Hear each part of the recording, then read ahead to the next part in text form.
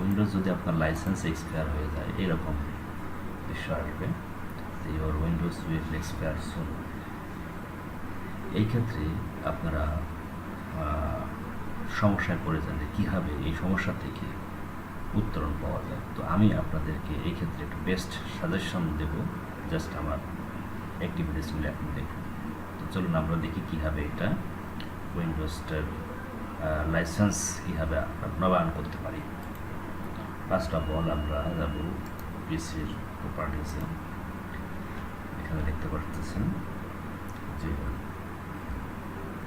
আমাদের Windows already এখানে licence আছে, বাট তার নবায়নের মেয়াদ চলে এসেছে এরকম থাকে। সেক্ষেত্রে আমাদের এই কাজটি করতে হবে।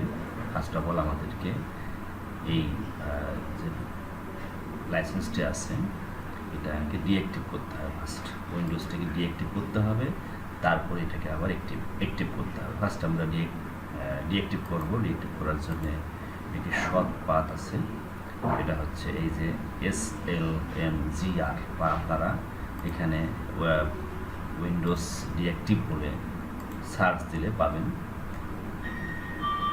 এই যে এইটাকে আপনারা কপি করে কন্ট্রোল প্যানেল থেকে কমান্ড ক্লিক করে ডাইন বাটন ক্লিক করে রান দিয়ে এইখানে আপনি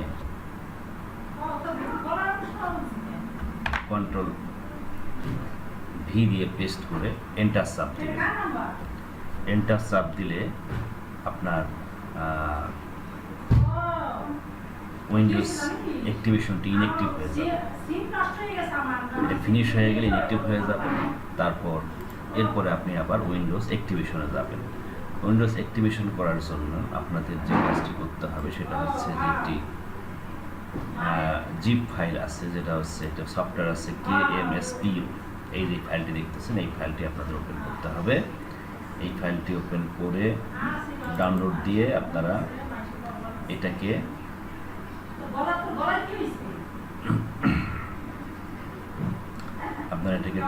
ইনস্টল করে নেবেন। ইনস্টল করে নেওয়ার পর এই ফাইলটিতে যেতে হবে। এই প্রোগ্রাম ফাইল এইখানে রাখা আছে KMSPU। এইখান থেকে এই যে KMSLEDI এখানে ডাবল ক্লিক করবেন।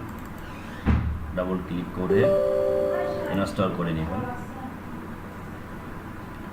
ইনস্টল করে নেওয়ার পর ওয়েট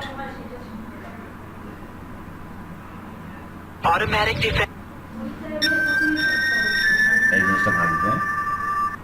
দেখুন এখানে একটা লাল, বা এই জিনিসটা লাল হয়ে যাবে। এখন আমি যদি এখানে ক্লিক করি তাহলে আমার এটা অ্যাক্টিভ হয়ে যাবে। আমারটা অ্যাক্টিভ করাই আছে, সো আমি এখানে ক্লিক করব না। তো এভাবে আপনারা ক্লিক করেন। আপনার আশা করি আপনার উইন্ডোজে এরকম প্রবলেমে আপনারা আর পড়বেন না। তো আমার এই ভিডিওটি দেখার জন্য আপনাদের সবাইকে ধন্যবাদ জানাচ্ছি। Thank you.